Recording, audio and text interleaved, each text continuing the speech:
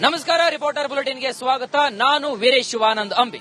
ರಾಜ್ಯದ ವಿವಿಧ ಜಿಲ್ಲೆಗಳಿಂದ ಪ್ರಮುಖ ಸುದ್ದಿಗಳೊಂದಿಗೆ ಲೈವ್ ಅಲ್ಲಿ ಜಾಯ್ನ್ ಆಗಿರತಕ್ಕಂತಹ ರಿಪಬ್ಲಿಕ್ ಕನ್ನಡದ ಎಲ್ಲ ಪ್ರತಿನಿಧಿಗಳಿಗೆ ಮೊದಲಿಗೆ ವೆಲ್ಕಮ್ ಮಾಡ್ತಾ ಮೊದಲನೇ ಸುದ್ದಿಯತ್ತ ಗಮನ ಹರಿಸೋಣ.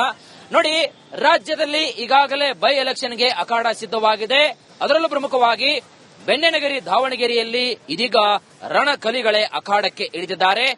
ಕಾಂಗ್ರೆಸ್ನ ಬಂಡಾಯದ ಬಿಸಿ ಕೂಡ ಎದುರಿಸ್ತಾ ಇದೆ. ಇದರ ನಡುವೆ ಇದೀಗ ಸಮರ್ಥ ಮಲ್ಲಿಕಾರ್ಜುನ್ ಶಾಮನೂರ್ ಅವರಿಗೆ ಟಿಕೆಟ್ ಅನ್ನ ಘೋಷಣೆ ಮಾಡಿದೆ. ಹಾಗಾದ್ರೆ ಸದ್ಯದ ದಾವಣಗೆರೆಯ ಬೈ ಎಲೆಕ್ಷನ್ ಅಖಾಡ ಯಾವ ರೀತಿಯಾಗಿದೆ, ಆ ಕುರಿತಾದ ಒಂದು ಕಂಪ್ಲೀಟ್ ರಿಪೋರ್ಟ್ ನಿಮ್ಮ ಮುಂದೆ.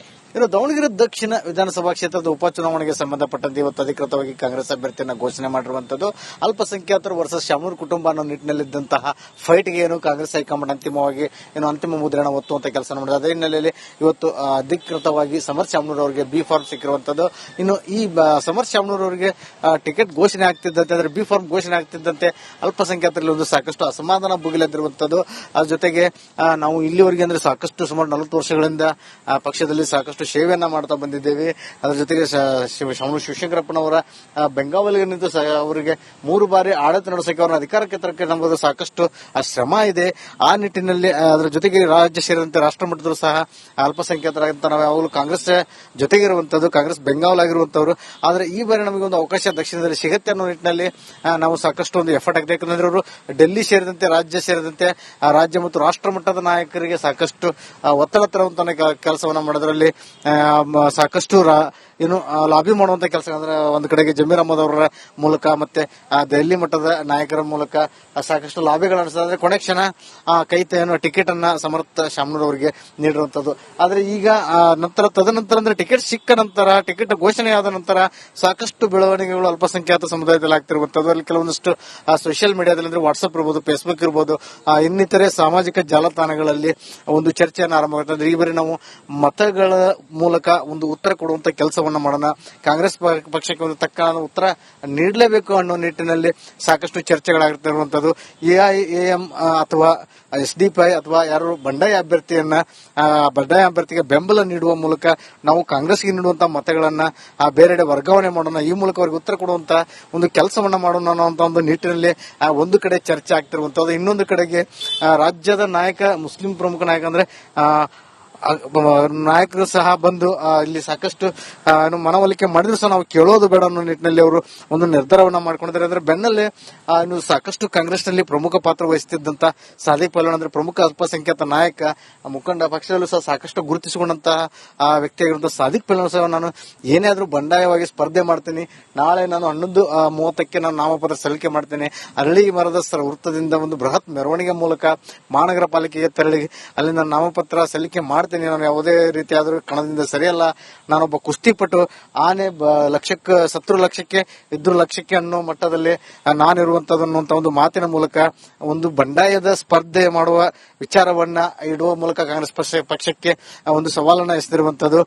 ನಾನು ಯಾವುದೇ ರೀತಿ ಕಣದಿಂದ ಹೆಸರಲ್ಲ, ಯಾವ ಮುಖಂಡರಾಗಲಿ, ರಾಜ್ಯ ಮಟ್ಟದ ನಾಯಕರಾಗಲಿ, ನನಗೆ ರಾಜ್ಯ ಸಂದನಾಗಲಿ ಅಥವಾ ಬೇರೆ ಯಾವುದೇ ಆಶಾಮಿಷಗಳನ್ನು ತೋರಿಸುವಂತ ಜರೂರತ್ತಿಲ್ಲ.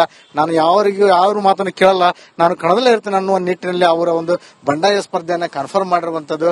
ಅದಕ್ಕೆ ಸಾಕಷ್ಟು ಅಂದ್ರೆ ಐದು ನಾಯಕರ ಜೊತೆಗೆ ಅವರು ಚರ್ಚೆ ಮಾಡುವ ಮೂಲಕ ಒಂದು ಬಂಡಾಯ ಸ್ಪರ್ಧೆಯನ್ನ ಖಾತ್ರಿಪಡಿಸಿರುವಂತದ್ದು. ಈ ನಿಟ್ಟಿನಲ್ಲಿ ಎಲ್ಲ ಒಂದು ಕಡೆಗೆ ಅಲ್ಪಸಂಖ್ಯಾತರ ಅಸಮಾಧಾನ ಮತ್ತು ಸಾದಿಕ್ ಪೈಲ್ವಾನ್ ಬಂಡಾಯ ಎಸ್ ಮಲ್ಲಿಕಾರ್ಜುನ ಕುಟುಂಬಕ್ಕೆ ಅಂದ್ರೆ ಸಚಿವರಾಗಿರುವಂತಹ ಎಸ್ ಮಲ್ಲಿಕಾರ್ಜುನ ಕುಟುಂಬಕ್ಕೆ ಎಲ್ಲೇ ಒಂದು ಕಡೆ ಸಂಕಷ್ಟ ಎದುರಾಗುವಂತಹ ಸಾಧ್ಯತೆ ಇರುವಂತದ್ದು. ಯಾಕಂತಂದ್ರೆ ಸಾಕಷ್ಟಲ್ಲಿ 80,000ಕ್ಕೂ ಅಧಿಕ ಅಲ್ಪಸಂಖ್ಯಾತ ಮತಗಳಿರೋದ್ರಿಂದ ಅಲ್ಪಸಂಖ್ಯಾತರು ನಿರ್ಣಾಯಕ ಪಾತ್ರ ವಹಿಸ್ತಾರೆ.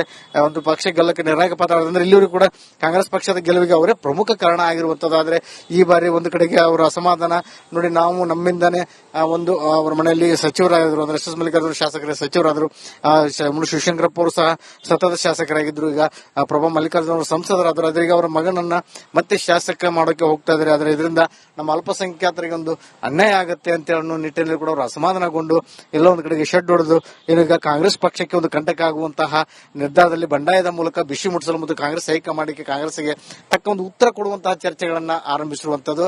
ಕಾದ್ ನೋಡ್ಬೇಕು ಒಟ್ಟಾರೆ. ಯಾಕಂದ್ರೆ ಈಗ ನಾಮಪತ್ರ ಸಲ್ಲಿಕೆ ಆದ ನಂತರ ಮರು ಪಡೆಯೋಕೆ ಒಂದು 2 ದಿನ ಅವಕಾಶ ಇರುತ್ತೆ. ಆ ಮಧ್ಯದಲ್ಲಿ ನಡೆಯುವಂತಹ ಬೆಳವಣಿಗೆಗಳೇನು ದಾವಣಗೆರೆ ದಕ್ಷಿಣದ ಚುನಾವಣೆ ಮೇಲೆ, ಅದರಲ್ಲೂ ಕಾಂಗ್ರೆಸ್ ಪಕ್ಷದ ಮೇಲೆ ಪ್ರಭಾವ ಬೀರುವಂತದ್ದು. ಕ್ಯಾಮರಾ ಪರ್ಸನ್ ಶಿವರಾಜ್ ಜೊತೆ ವಿಠಲ್ ಕೆರವಾಡ್, ರಿಪಬ್ಲಿಕ್ ಕನ್ನಡ, ದಾವಣಗೆರೆ.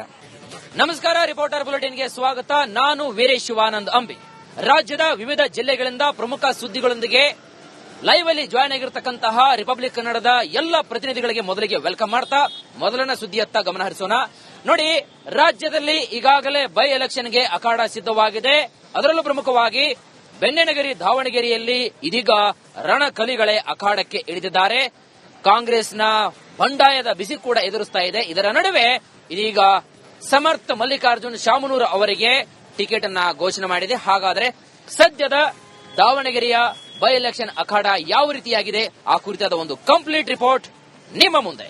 ಇನ್ನು ದಾವಣಗೆರೆ ದಕ್ಷಿಣ ವಿಧಾನಸಭಾ ಕ್ಷೇತ್ರದ ಉಪಚುನಾವಣೆಗೆ ಸಂಬಂಧಪಟ್ಟಂತೆ ಇವತ್ತು ಅಧಿಕೃತವಾಗಿ ಕಾಂಗ್ರೆಸ್ ಅಭ್ಯರ್ಥಿಯನ್ನು ಘೋಷಣೆ ಮಾಡಿರುವಂತದ್ದು. ಅಲ್ಪಸಂಖ್ಯಾತರು ವರ್ಸಸ್ ಶಾಮನೂರ್ ಕುಟುಂಬ ಅನ್ನೋ ನಿಟ್ಟಿನಲ್ಲಿದ್ದಂತಹ ಫೈಟ್ಗೆ ಏನು ಕಾಂಗ್ರೆಸ್ ಹೈಕಮಾಂಡ್ ಅಂತಿಮವಾಗಿ ಅಂತಿಮ ಮುದ್ರಣ ಒತ್ತುವಂತ ಕೆಲಸ ಮಾಡಿದೆ. ಅದೇ ಹಿನ್ನೆಲೆಯಲ್ಲಿ ಇವತ್ತು ಅಧಿಕೃತವಾಗಿ ಸಮರ್ಥ ಶಾಮನೂರ್ ಅವರಿಗೆ ಬಿ ಫಾರ್ಮ್ ಸಿಕ್ಕಿರುವಂತದ್ದು.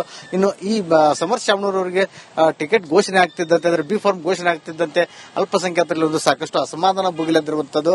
ಅದ್ರ ಜೊತೆಗೆ ನಾವು ಇಲ್ಲಿವರೆಗೆ ಅಂದ್ರೆ ಸಾಕಷ್ಟು ಸುಮಾರು 40 ವರ್ಷಗಳಿಂದ ಪಕ್ಷದಲ್ಲಿ ಸಾಕಷ್ಟು ಸೇವೆಯನ್ನ ಮಾಡ್ತಾ ಬಂದಿದ್ದೇವೆ. ಅದರ ಜೊತೆಗೆ ಶಿವಶಂಕರಪ್ಪನವರ ಬೆಂಗಾವಲಿನಿಂದ ಅವರಿಗೆ 3 ಬಾರಿ ಆಡಳಿತ ನಡೆಸಕ್ಕೆ ಅವರ ಅಧಿಕಾರಕ್ಕೆ ತರಕ್ಕೆ ನಮ್ಮದು ಸಾಕಷ್ಟು ಶ್ರಮ ಇದೆ. ಆ ನಿಟ್ಟಿನಲ್ಲಿ ಅದರ ಜೊತೆಗೆ ರಾಜ್ಯ ಸೇರಿದಂತೆ ರಾಷ್ಟ್ರ ಮಟ್ಟದಲ್ಲೂ ಸಹ ಅಲ್ಪಸಂಖ್ಯಾತರಾಗಿಂತ ನಾವು ಯಾವಾಗಲೂ ಕಾಂಗ್ರೆಸ್ ಜೊತೆಗಿರುವಂತದ್ದು, ಕಾಂಗ್ರೆಸ್ ಬೆಂಗಾವಲಾಗಿರುವಂತವರು.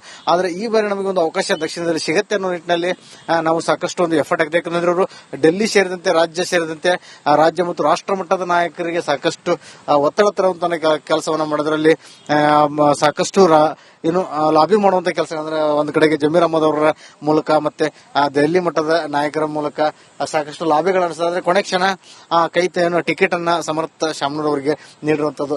ಆದ್ರೆ ಈಗ ತದನಂತರ ಅಂದ್ರೆ ಟಿಕೆಟ್ ಸಿಕ್ಕ ನಂತರ, ಟಿಕೆಟ್ ಘೋಷಣೆಯಾದ ನಂತರ ಸಾಕಷ್ಟು ಬೆಳವಣಿಗೆಗಳು ಅಲ್ಪಸಂಖ್ಯಾತ ಸಮುದಾಯದಲ್ಲಿ ಆಗ್ತಿರುವಂತದ್ದು. ಅಲ್ಲಿ ಕೆಲವೊಂದಿಷ್ಟು ಸೋಷಿಯಲ್ ಮೀಡಿಯಾದಲ್ಲಿ ಅಂದ್ರೆ ವಾಟ್ಸ್ಆಪ್ ಇರಬಹುದು, ಫೇಸ್ಬುಕ್ ಇರಬಹುದು, ಇನ್ನಿತರೆ ಸಾಮಾಜಿಕ ಜಾಲತಾಣಗಳಲ್ಲಿ ಒಂದು ಚರ್ಚೆಯನ್ನು ಆರಂಭವಾಗುತ್ತದೆ. ಈ ಬಾರಿ ನಾವು ಮತಗಳ ಮೂಲಕ ಒಂದು ಉತ್ತರ ಕೊಡುವಂತ ಕೆಲಸವನ್ನ ಮಾಡೋಣ, ಕಾಂಗ್ರೆಸ್ ಪಕ್ಷಕ್ಕೆ ಒಂದು ತಕ್ಕ ಉತ್ತರ ನೀಡಲೇಬೇಕು ಅನ್ನೋ ನಿಟ್ಟಿನಲ್ಲಿ ಸಾಕಷ್ಟು ಚರ್ಚೆಗಳಾಗಿರುವಂತದ್ದು.